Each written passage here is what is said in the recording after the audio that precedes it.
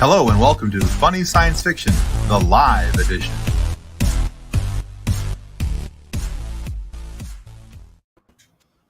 Hey, welcome to Funny Science Fiction, the live edition of this here podcast, the show that makes the worst villains look like the good guys. Oh, wow. Deep dive with the deprecating humor tonight. I like it. Yeah, well, I like me a good villain. Well, that I figured we're talking about some villain. Nice. Oh, wow. Okay. Nice laugh there. All right. I figured, hey, we're going to talk about some villains tonight. We might as well have some villainous humor to get us started. Ish. And before we get into tonight's show, we need to say thanks to our show partners, River City Teas and Level Up Lightsabers. Or Level Up Sabers. Yes, the recently rebranded Level Up Sabers. But let's roll the beautiful nerd footage.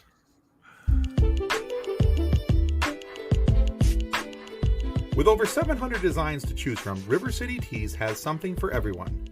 Need some new nerd merch? River City Teas has you covered. Need funny or sarcastic designs? River City Teas has you covered. Are you looking for a new logo or custom design? Whether you need 1 or 100, River City Teas has you covered. With multiple colors and options for each and every design. With things to choose from like shirts, hoodies, phone cases, coffee mugs, and so much more. Be sure to follow River City Teas on Facebook and Instagram. If you do, you'll get the latest on designs and information about upcoming sales. River City Teas.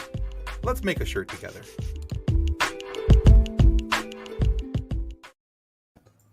All right, and next up, Level Up Sabers.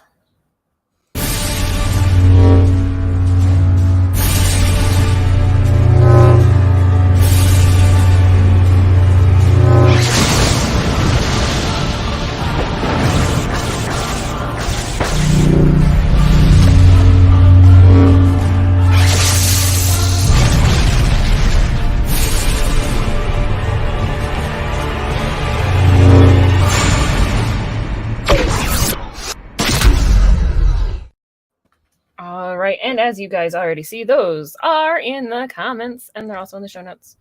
Tim's on top of it tonight. Way to go, Tim. I'm in fire. In fire. No, on fire. I don't want to be in fire. I'm on. Or do I want to be on fire? Either way sounds uncomfortable. You really want to be on fire? Or in the fire. Either way, it's bad, right? As long as it's not your pants, we're okay. Oh, yes. If your pants are on fire, then we have liar issues. Well, then you're a liar. Exactly. There's other issues. And I even have this one all ready to go. So, all right, guys, if you want to buy us a coffee, dude. I know, right? I'm pushing 30. You're going to kill me over here. Well, yeah, exactly. You're getting old.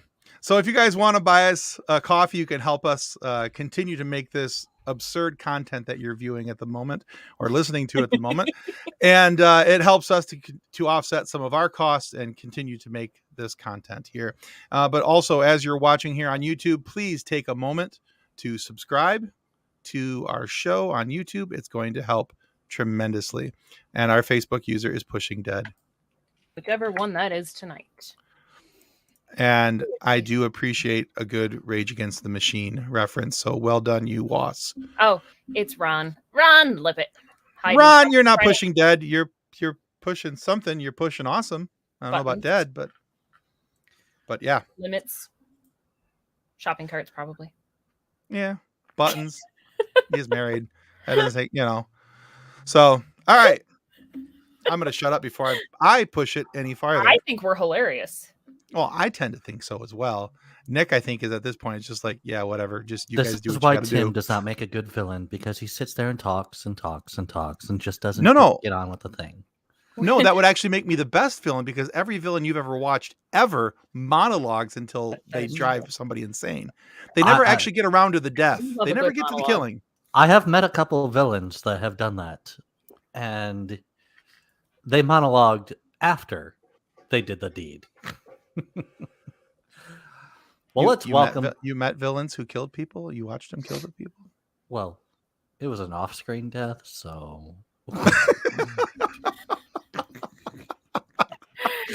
Like how we're clarifying the level of deaths that are okay. Yeah.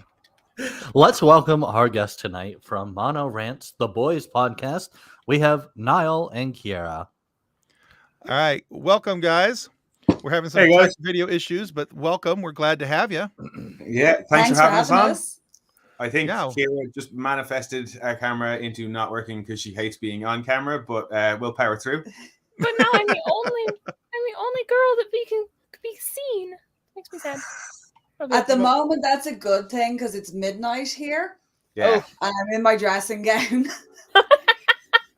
Well, props to you guys. So if you guys are listening, our guests tonight, the MonoRants podcast, are from Ireland, and they are very gracious enough to stay up to starting at midnight right now for them, and they're going to be on with us at the midnight hour. So thank you guys for pushing through the sleepies and being on with us, with or without camera.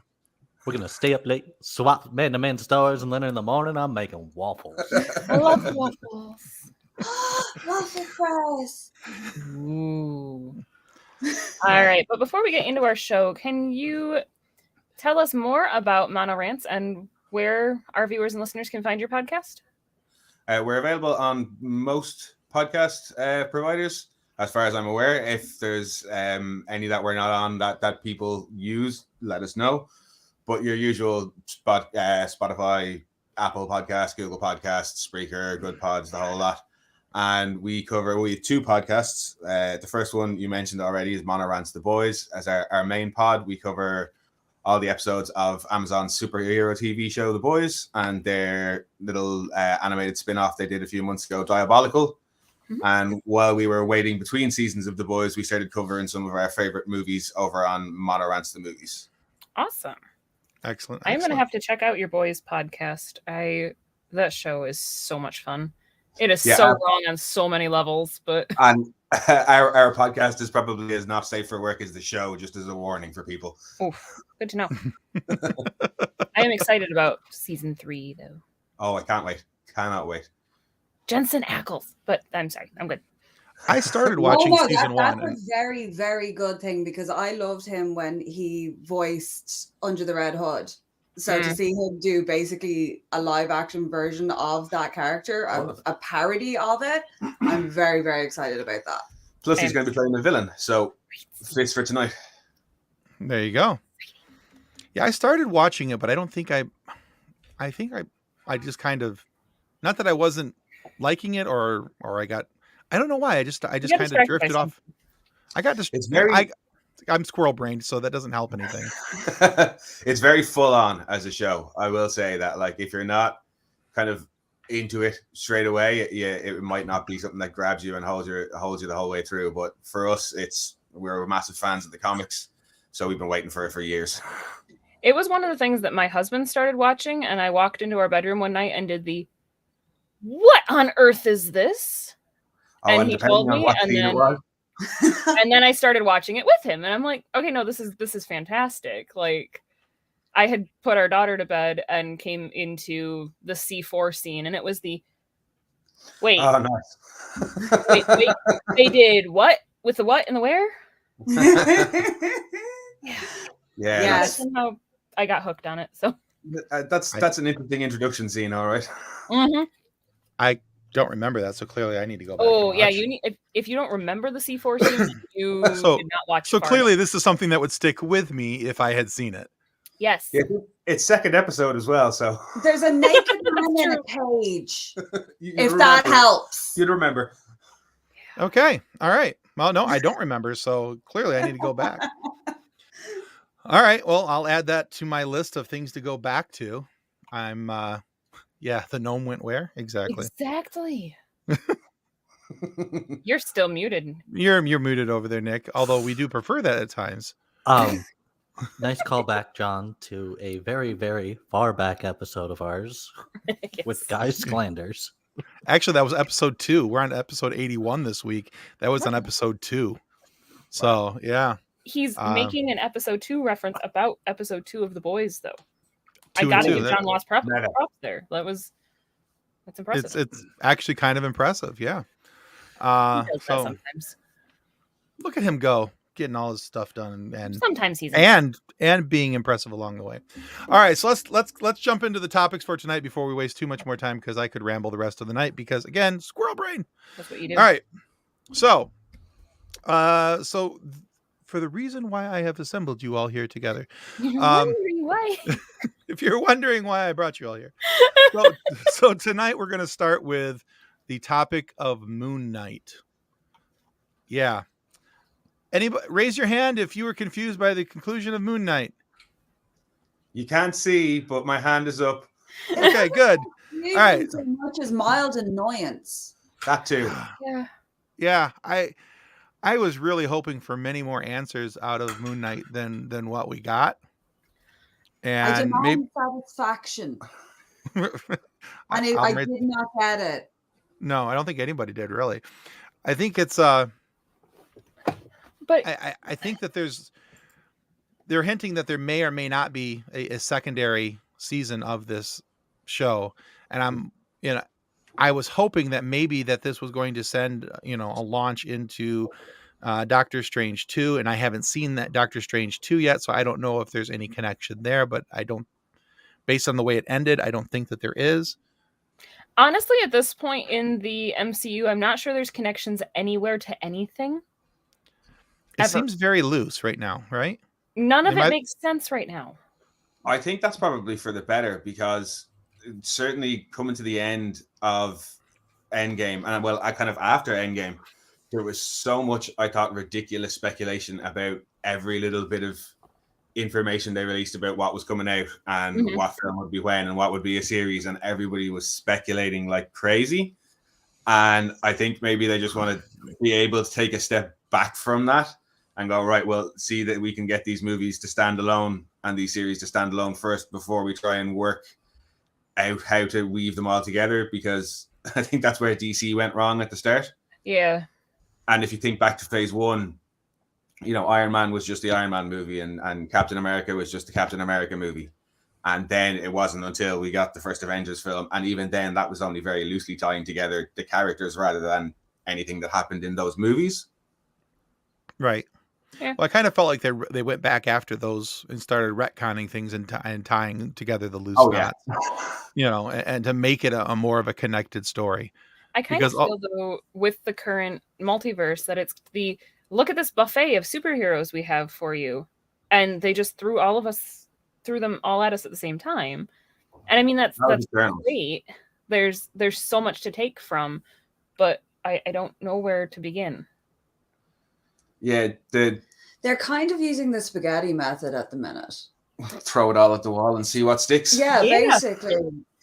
They've managed to ensnare a massive audience with the whole MCU run, and now it's trying to retain that audience, but in a kind of more niche way.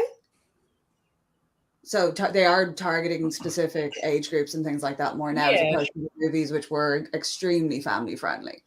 Yeah. Right. Which, I mean, Tim said he hasn't seen Doctor Strange. I did. It is definitely not family friendly. No, I heard somebody say that Sam Raimi snuck Evil Dead 4 into Multiverse of Madness. It's weird. It is weird. Like, my husband and I walked out of there, and I'm like, no. Oh, like walked out? Walked out. I just watched. No, walked out after the movie, I think. No, we watched the whole thing, but it was I don't know any of what just happened.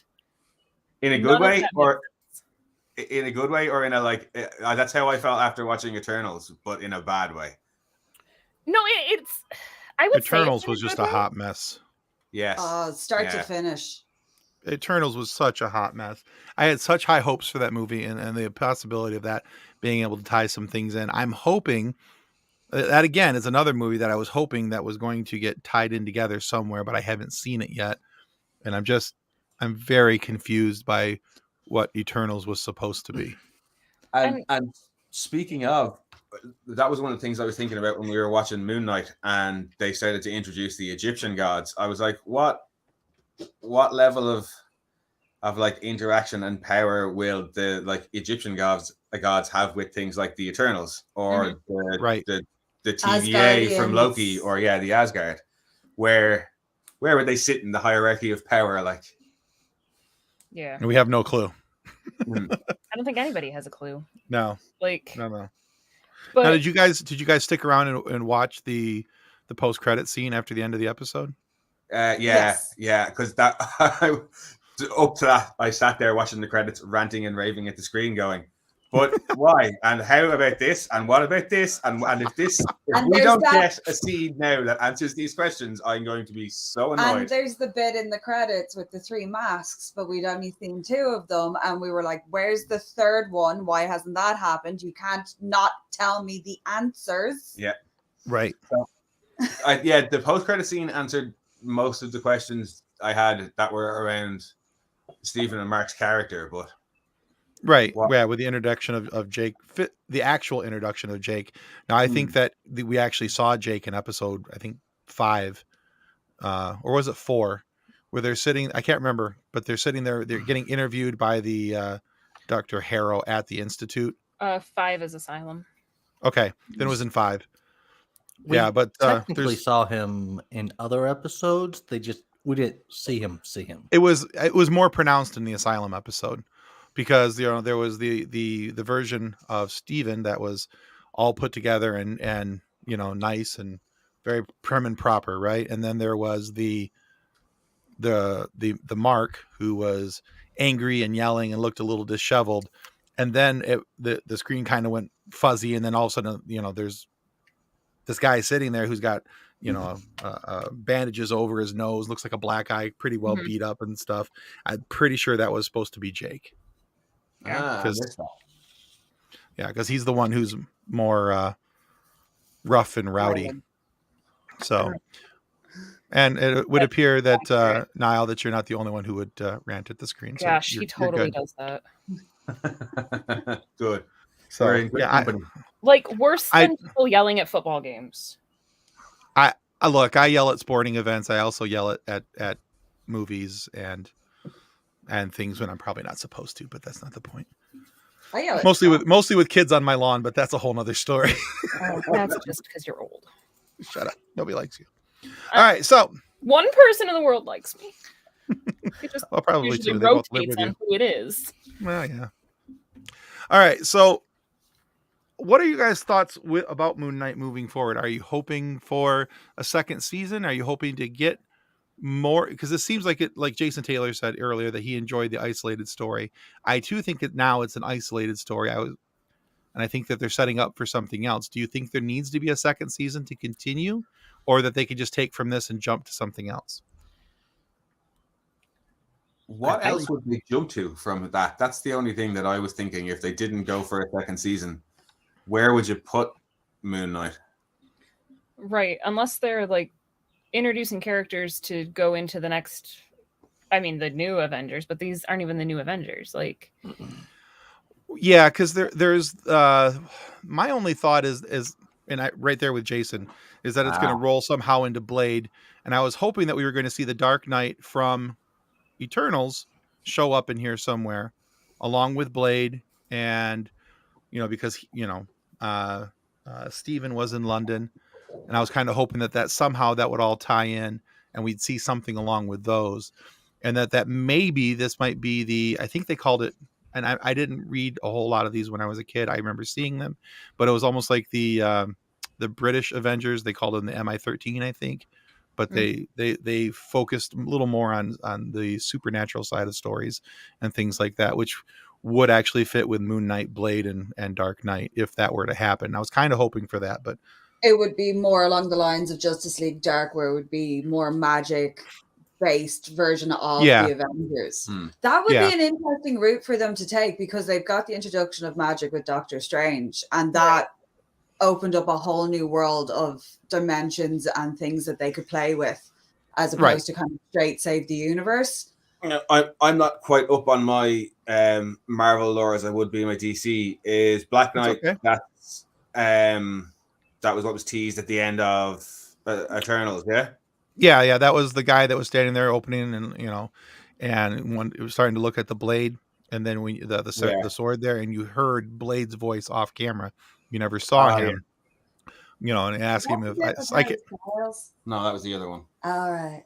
That was the other one when One Direction showed up. One Direction.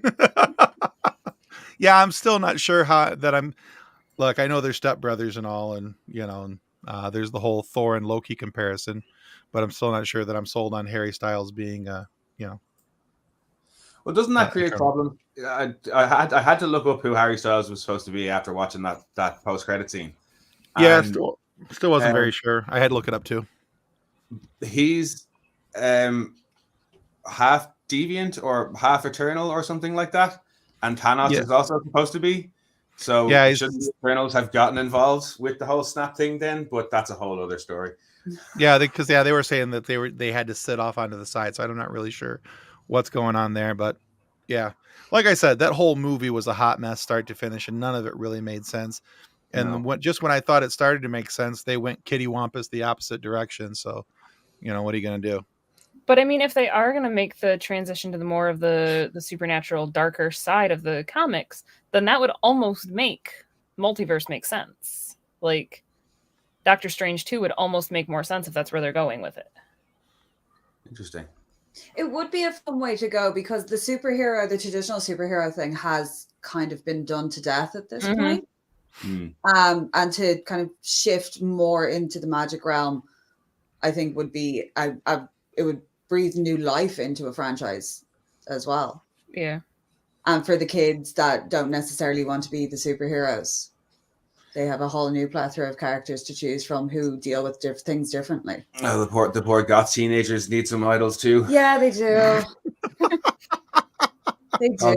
All those Hot Topic kids can watch Moon Knight and Blade. Well, there you go. Yeah, I was. I don't know. I'm hoping for, and I agree for the most part that a lot of the superhero stuff has been kind of run aground. Although for the most part, look, if they make a superhero movie, I'm still going to watch. I'm a big enough nerd that I'll be like, shut up and take my money. I'm still going to watch it. Exactly. But I'm hoping that we get to see like more of these smaller base characters who, you know, like that's why I loved originally the run of Marvel's Jessica Jones and Luke Cage. Mm-hmm. Although they made Iron Fist a dumpster fire, and then that needs to be corrected very, very soon, and not with the same actor. But I like the idea of bringing some of these smaller characters to the bigger screens and letting their stories build. Maybe they have a lower power tier, I don't know, but I don't know. It'll be interesting to see where they go. Yeah, that's the thing. I'm kind of curious. I'm kind of curious now to see where Moon Knight goes from this finale, because the finale left a lot of open doors and a lot of questions.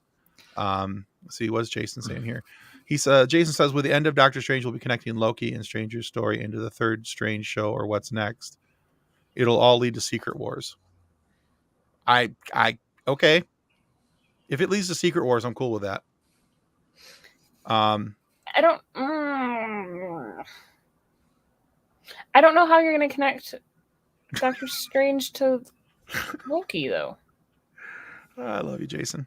The show Marvel did it with Iron Fist. Never seen a superhero not be super and sit in a meeting. They did it. They sure did. Yeah, they killed it. Like, I legitimately don't know how you would make the connection between the Loki series and Doctor Strange 2. Like, somewhere on the... Actually, I can see it, because at the end of the Loki series, there was with the Watcher there and everything that was going on, and there's the multiverse outside of his doors. There's a very easy possibility of connection, I think. So I'm just thinking, after having literally watched Doctor Strange today, like... Well, yeah, you got me there. I haven't seen it. I'm basing it on... I don't know. I mean, obviously it'll fit because something cracked and something is going bonkers. Right. So I think we're going to keep it Garth Ennis. That's true. Wrong. I don't know. It's all confusing. Yeah, I guess I'll reserve most of my judgment or thought on that once I actually go and see the movie. But yeah, it's weird. I believe that. All right, let's shift gears here.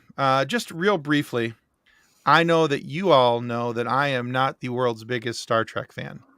Shocking. Oh. Nick looks very surprised and shocked at this. He's like, no, not really. But I did watch the new Star Trek, Strange New World, and I really actually very much enjoyed it. I was surprised how much I enjoyed Strange New World. I do have one little small complaint. I don't like their Spock. Ethan Peck, he's a good actor.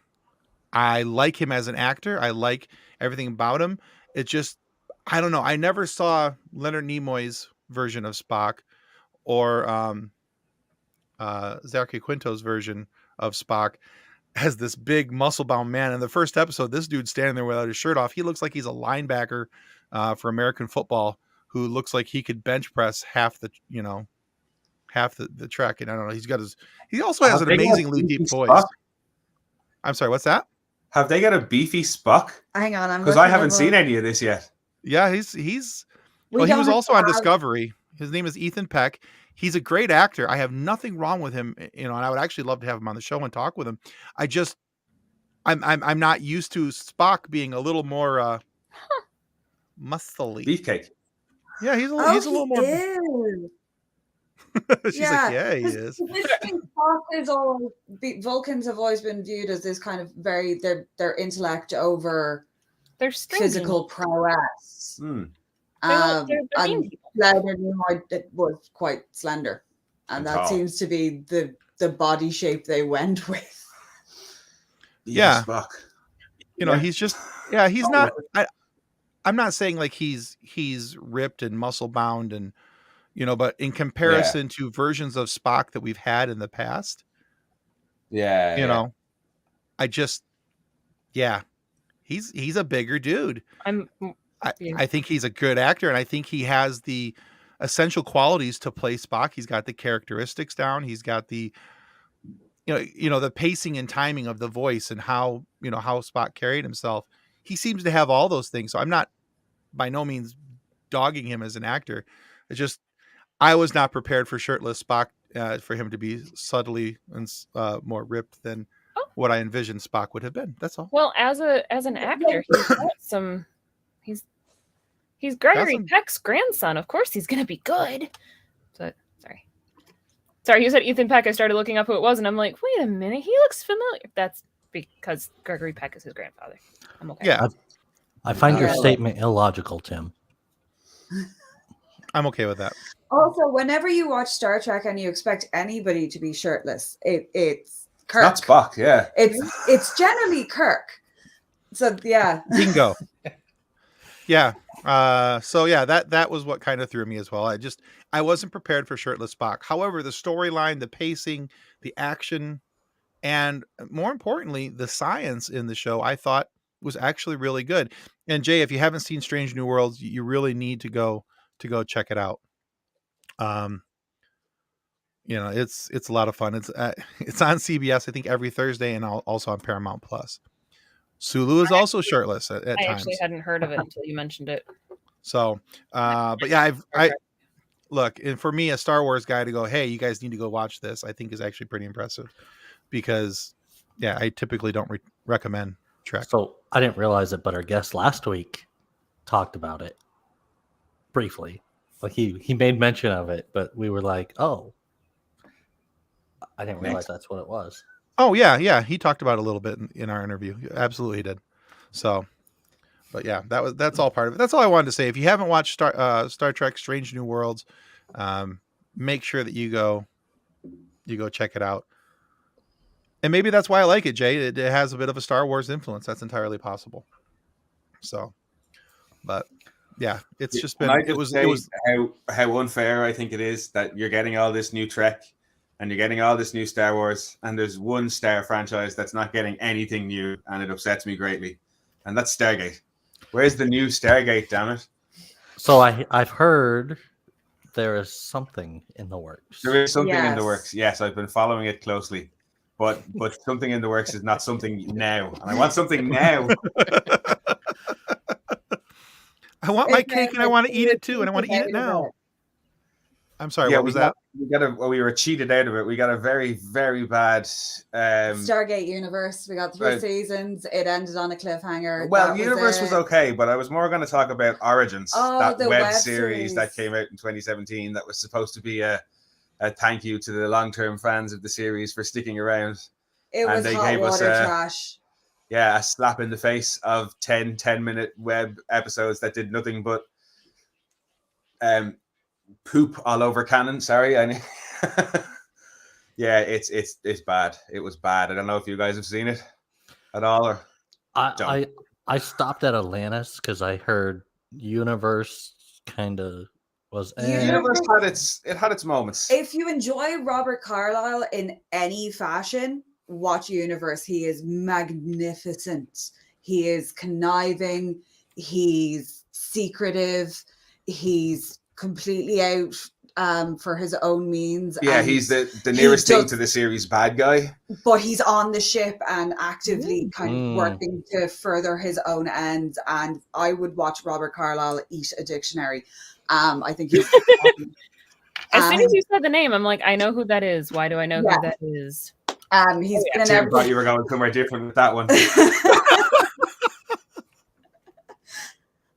I even watched Once Upon a Time just to watch him as Rumpelstiltskin. He was my favorite Rumpelstiltskin. Love it. Ravenous. He plays amazing. A great villain. He plays a great villain. But it is worth watching. I'm sorry. We totally broke him just for his performance alone, and also Lou Diamond Phillips. Yeah. So I've never heard anybody say that they would watch somebody eat a dictionary. That just, I don't know why, that just struck me funny, and I really enjoyed that. Yeah, that's a good one. That's going to get used later. Okay. I know there have been some celebrities who have literally read phone books, and I have watched those videos. Yes, there's a few people whose voices would just. Joanna Lumley is another one. Just read to me, please. Mm-hmm. I love her voice. It's amazing. Who is that? Why can't I think of who it is? She was in Absolutely Fabulous as Patsy, the Wonderful Drunk. If you know your British 90s British comedy. It was Jennifer Saunders and Joanna Lumley, and they were two kind of mid-40s social fashionistas that were completely delusional about their age and the fact that they couldn't party like they're 20. I think there was an American version They did try to make an American version of it, but it didn't work as well. Ab Fab. Yeah. But, she's a very aristocratic British lady with a wonderful accent. Oh, yeah. Okay. That sounds familiar. I'm trying to place it, but I'll have to look it up later. But okay. British people with their beautiful accents. We're over here with our American accents, and I'm just trying not to swoon in my head about the Irish accents coming through my computer. We just can't say water properly. So Irish accents plural. Excellent. Poor Ciara here always gets mistaken for an American by Irish people for some reason. That's the hilarious. County I'm from has a really soft accent that doesn't translate very well. Because every county here has a different accent, just to be extra confusing. Well, yeah. Well, in a country that's the same size as the state that we live in, why not make it more confusing? And they vary wildly from coast to coast as well. What state are you in? We're in Michigan. Probably not even that size. I think Lower Peninsula. But... How long would it take you to drive from one side of the state to the other? 4 hours. So from my house to my mom's house is about 3 hours. Well, from Malin to Mizenhead is what, 4 hours? About 5 hours, but that's more because of crap roads. Yeah, that's point to point on really, really bad country roads that are basically 2 tracks with grass in the middle. Yeah, and that you've driven the entire length of Ireland. You also have to watch out for sheep. If you're very true. Sheep, pheasants, cows, people on bicycles. If you're going north to south Michigan, you're looking at 12 hours. Oh, wow. Oh, maybe. Yeah, you're way there. Yeah. Yeah, I think you're pretty close But to if you're going east to west, On the bottom half, maybe 4 hours max. In the Upper Peninsula, you're probably closer to 7. Yeah. So, according to a quick Google search, the island of Ireland is about the same size as the state of Indiana. There you go. But my mom and my brother went to Ireland in 2014. No, 2012. Not jealous. And their friend that they were visiting, they wanted to go. I don't remember where they were going. And Alex was complaining about how far of a drive it was. And my brother's like, it's like if I drove from my parents' house to Detroit, it's 2.5 hours. He's like, but that's the other side of the country. Yep. Yeah. That's pretty much the way we think about it. Yeah. I totally don't blame you. I get it. All right. So we've mentioned it a couple times, and you guys were talking about how somebody played the perfect villain. So let's transition away from Star Trek and go into the other main topic for tonight. We've got about 10-15 minutes where we can talk about this. So let's talk about villains and our favorite villains and what makes them so good. So we're going to give our guests here, MonoRants, the first crack at this to tell us who their favorite villains are and what makes them so good. Well, I think it's only fitting that we pick somebody from the boys' universe, and we'll have to go with Homelander. Yeah. Anthony Starr is just fantastic as Homelander. You will have seen him in the first episode, at least that you watched of the boys, but he plays this narcissistic, incredibly imbalanced adolescent. Yeah, man-child. Who just needs to have his ego massaged at all moments, but at the same time is this masterful showman. And he just, the way it's developed, particularly across the 2 seasons that we have so far, it's done so well. Mm-hmm. It's done so well. You can really get inside this nutcase's inside his psyche, basically. He's awful. He's horrible. He is absolutely horrible. Now, he's actually toned down a small bit from the graphic novels. Because in the graphic novels he is truly, truly evil. Because even some things can't be made for TV. No. Yeah. He's more nuanced in the show, I would say. Yeah, no, he's very 2D in the comic books.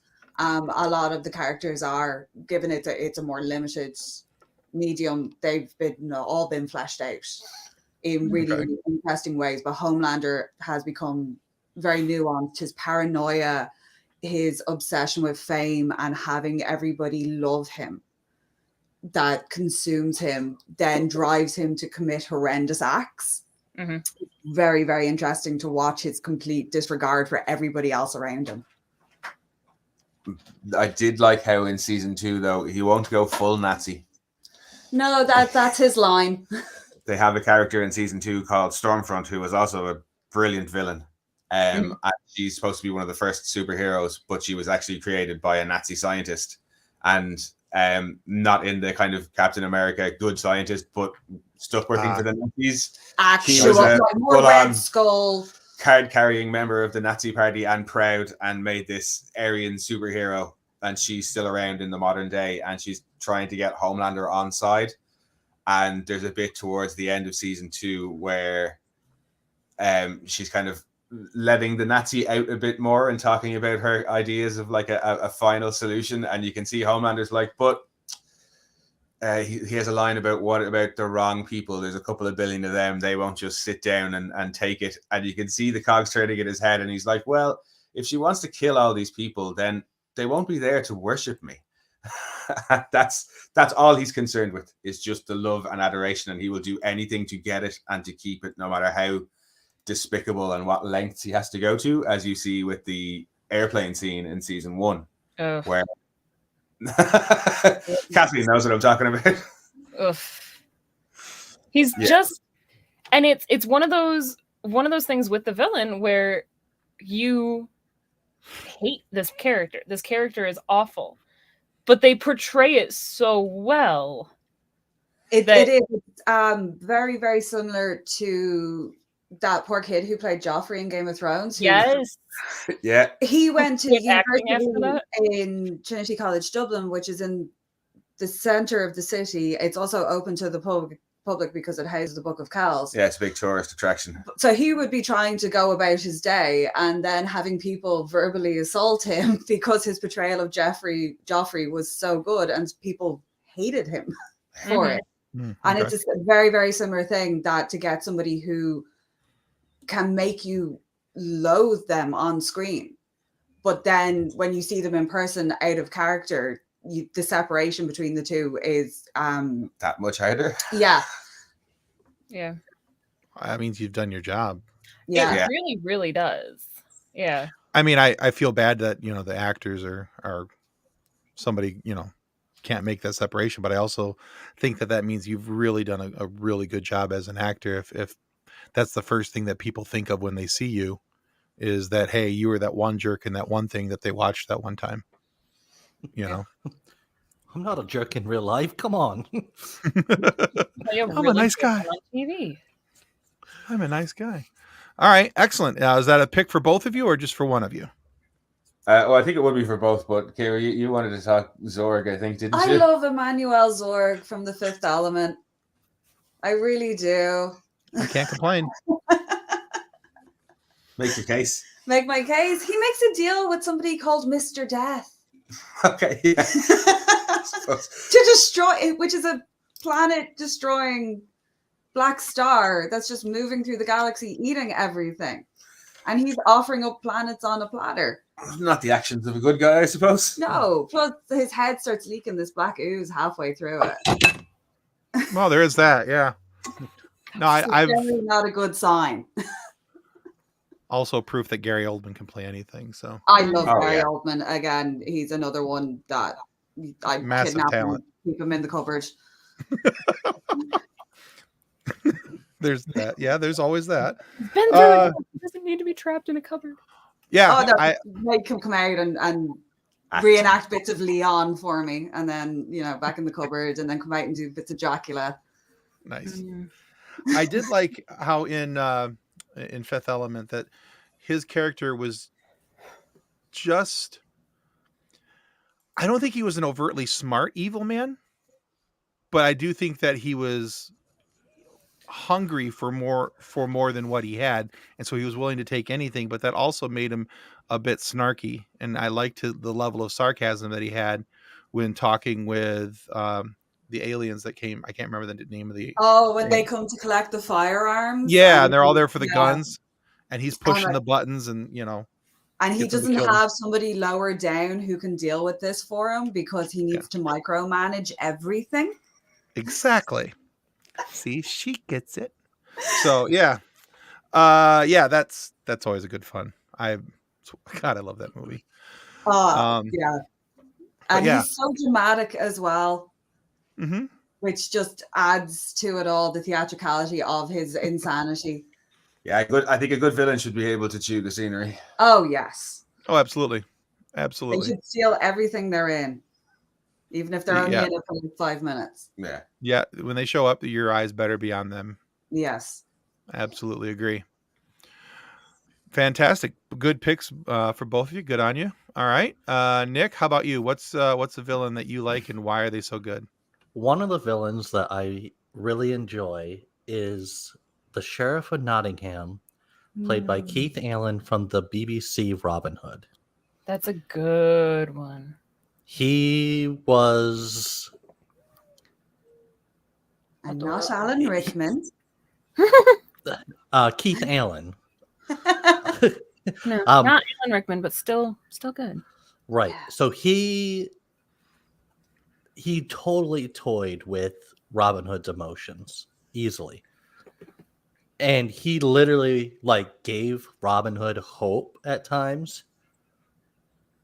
And then was like, I already killed them this morning, so you were kind of late to the party. But did he threaten to cut somebody's heart out with a spoon because they were a twit?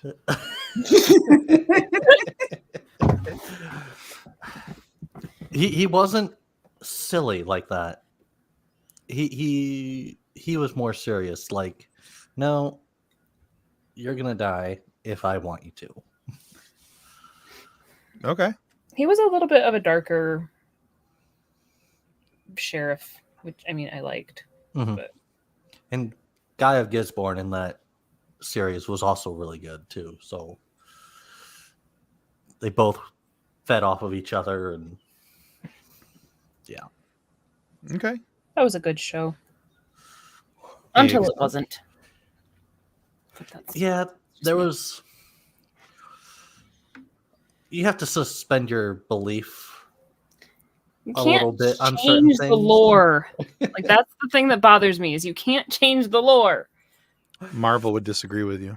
Well, Marvel disagrees with their own lore. The Robin Hood lore has a number of different variations depending on what age period you're looking at. There are additions to it in later copies of the story because it was handed down through the oral tradition. Variations will occur naturally depending on region. That is true. That is fair, but and depending on what the merchants were trying to sell. Yes, because that was Robin Hood. Kind of rise as a mythology was based around the new merchant class at the time, and they saw themselves as kind of their own little Robin Hoods, in that they were self-made men. They weren't rich just because they were nobles. They had wares to trade, and they had made themselves, and they saw themselves as being more helpful to the community. And this the Robin Hood myth was kind of created around the time. And I know that the Red Hood aspect was specifically put in by it's a dye manufacturers. And Will Scarlet as well, named for the tights. It was all everything. Yeah, they're all described is as really being important in the Robin Hood myths. Yeah, and it's because like dye manufacturers were like, yeah, hey, put some good color stuff in there for us. That's funny. It is weird how stories evolve like that, though. Over time, yeah, for sure. All right, excellent. Kathleen, what's your pick? I actually went kind of the I'm gonna say it. I went the basic white girl route with my favorite villain. Ooh, who's your pumpkin spice pick? Loki. Loki is totally the pumpkin spice of villains too. Like, that actually makes sense. Yeah, really, really does. We don't get that as much here, but yeah, I can see it. He's this villain characters checklist thing that you sent to us, Tim, with he's convinced he's the good guy. He has many likable qualities. He's worthy enough of an opponent to make your hero look good. Like, he's got all of the basic villain characteristics. He's kind of a fool, but he's not a bumbler. He's not tripping over his words. He's likable and funny and uplifting, and then he's no Jar Jar Binks. No, Jar Jar Binks is a bumbling fool. And we're thankful that he's not.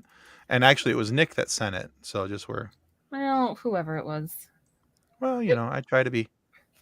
I don't know. That was somewhere around the same time that I hit a turkey, so I don't know what's going on anymore. You hit a turkey? I did, with my van. Did you kill it? Yes. Did you bring it home and eat it? No. What's wrong with you? Well, I didn't want to deal with it. It's walking down the side of the road, and I'm like pulled around it to give it space, and the stupid thing takes off and goes right into my windshield. Unfortunately, wild turkey does not taste as good as... It really doesn't. Oh, that's a shame. As the store-bought incapacitated, they can't stand up on their legs turkeys. Right, those are the plump, chunky ones. Yeah, exactly. Like those ones. All right, so yeah, well, I can't complain with the Loki pick. I'm a It was a really close tie between him and Kilgrave. Okay. Well, very good. That my only argument for Kilgrave is David Tennant. Excellent. David Tennant does do good villain. He does. Yeah. Have you guys, any of you guys seen Final Space? No. It's an animated series on Netflix, and David Tennant plays the bad guy in that, and you would not think it was him at all. Ooh. Really? Okay. Yeah. And it's got to put this back up on the screen. Ron, I love you. That's awesome. All right. So, what about you, Timothy? Well, my pick has already been proclaimed, but it wasn't actually taken. Whoa. It's Kilgrave. Because he's fantastic. Yeah. So, I mean, the Star Wars fan in me wants to say Darth Vader, right? Okay, so I want to say Darth Vader because there's a lot of things if you go down that list, that checklist that Nick sent us, that I could go, yeah, I could make an argument for almost many of the things on that list for it to be Darth Vader. But as I'm reading it, I'm also going, yeah, but you know what? As much as when Darth Vader comes on the screen, my eyes are fixed to him and I want to know what's going on. Mm-hmm. And I'm always ready for more Darth Vader. I would love to see a Darth Vader miniseries or something along those lines where we get to see more of him, like we saw him in that couple minute stint in Rogue One of him just going at it. Right. I want to see full force Darth Vader, 15 more days? Yeah. I'm still not sure that we're going to see much of that in Obi-Wan, but I'm curious. I think we're gonna see a little. I think we're gonna see it. We're gonna see a lightsaber fight, I think, between Obi-Wan and Vader. But I looked at all that and I went, you know what? It was Kilgrave. Mm-hmm. Because as much as I liked Jessica Jones in season 1, it was Kilgrave that kept me coming back. Right. It was Kilgrave that I was so disappointed he was not in season 2. I was hoping that somehow, some way he was coming back. Like all good Marvel villains, they're not really ever dead. They just, some blip of the sun or the solar system did a thing, and this moon ran into that star or whatever, and and Kilgrave was going to come back. He's clever. He's very persuasive. Now. Yeah, he's proud. He's deceitful. He's jealous, especially of Jessica Jones, the hero of the show. He's vengeful. He'll stop at nothing. I was going down this list and I'm going, ooh, yeah, Kilgrave. I guess it's Kilgrave. So yeah, as much as I wanted it to be Darth Vader because the Star Wars fanboy in me, I had to come back to it being Kilgrave. And I'm still hoping somewhere, some way, somehow I get to see more of David Tennant as Kilgrave because A, David Tennant, and B, Kilgrave was just that good. Because the other thing that's not on this checklist, and the reason why I like certain villains over other villains, is that they actually scare me. And Kilgrave did enough for me to go, yeah, I would never want to meet that dude. There's just something about him. Even if he, take away his powers, because that's what I always do. To make it something where it's realistic. Take away the power that Kilgrave had. You take away all the powers that Darth Vader has. Would you want to run into that guy? Because Darth Vader, though, at that point turns into just a sobbing, angsty teenager who doesn't like sand. Who got took away from his. Yeah. Who but then. Yeah, little orphan Annie, exactly. And then it becomes, but with Kilgrave, there's still all these other things that he has going for him without his powers that make him just a righteous pain in the butt to deal with. So I think that's the foundation of a good villain, though, is not an everyday person who's acquired something. It's somebody who either has a vengeance or an intelligence there that's the driving force regardless of any like supernatural powers or circumstance. I think if they don't have the conniving drive, it doesn't work as well. Oh, I agree. And I think too, this is what separates him from like a villain like Thanos. We knew Thanos was going to lose. It was inevitable. It had to happen. Okay. But go ahead. I'm sorry. I was hoping somebody would bring up Thanos. You're about to explode. I don't think Thanos was that good of a villain. He has his high points, but he was the defeatable villain, and it was very obvious from the beginning. You knew it had to happen. But with Kilgrave, I was never certain that she was actually going to beat him, and I was hopeful that she wouldn't, and that that we would see more of him. With Thanos, I was like, yeah, he's a villain, and yeah, there's a lot going on here, and there's a lot of fighting and action and all these different things, but he was the very defeatable villain. So yeah. So my question is, disappointing boss fight. It was the disappointing boss fight of video games. Yeah, of him being set up for so long, and then when we actually got him, it was like, oh, yeah, that wasn't all that. So, how many doctors have become villains? In the Batman universe, all of them. Yeah. Well, I meant Doctor Who doctors. 3. Think about it, Tim. All of them. They all have PhDs. You guys can come back next week. But of actors who have played Doctor Who have then become villains, at least 3 of the modern day. I know Eccleston. Yeah, Chris he was in Eccleston G.I. was a Joe villain before he was a doctor. Yeah, but he played the And villain then in G.I. Joe. Pertwee went on to be Wurzel Gummidge, which could technically be a villain, as he caused many children's nightmares. Wurzel Gummidge is not a villain. No, but he did scare the life out of a lot of children. And then Is Matt Smith. that something that translates actually? Does Wurzel Gummidge mean anything to you guys? Not a bit. Not a clue. Oh, it was John Pertwee, who was the doctor who, after Tom Baker, who was the doctor with the really, really long scarf. Okay. Who's Sean Pertwee's dad as well. He then went on to star in a children's show where he was a scarecrow that came to life called Wurzel Gummidge, and it was on here in the 80s.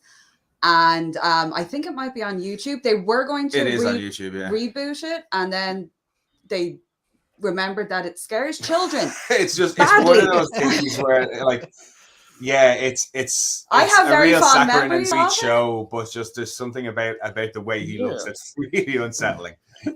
Okay. Well, hey, we got to start wrapping this up, guys.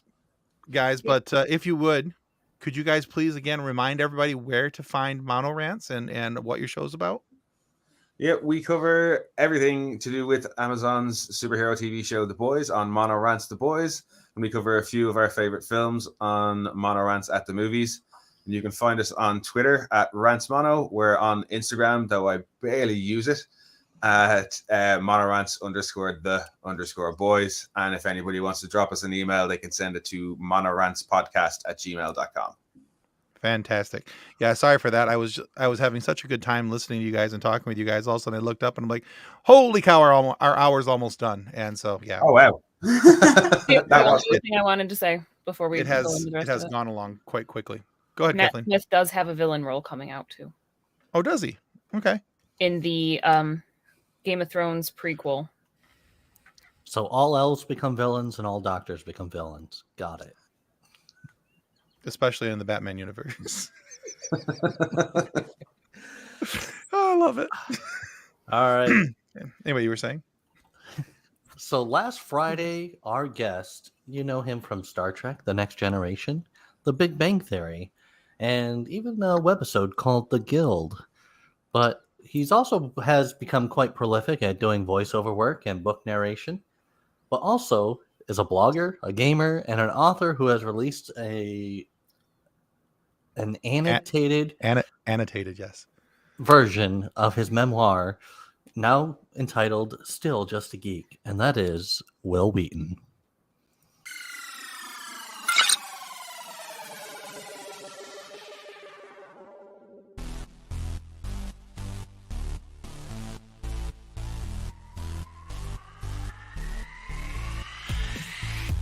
Game over, Moon Pie. Hey, this is Will Wheaton, and you are listening to the Funny Science Fiction Podcast.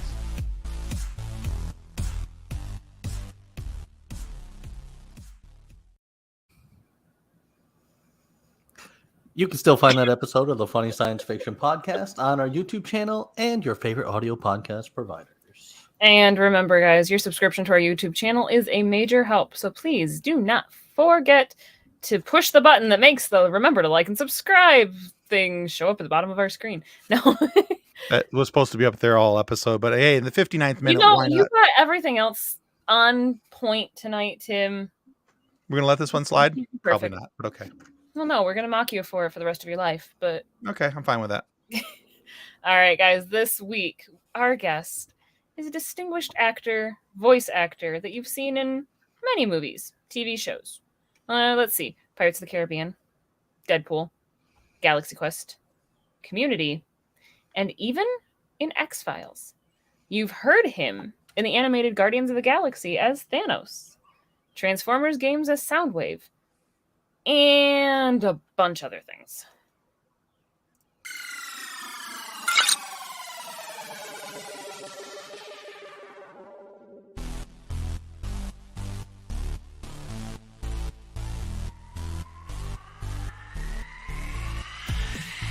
Hi, this is Isaac C. Singleton Jr., and you are listening to the Funny Science Fiction Podcast.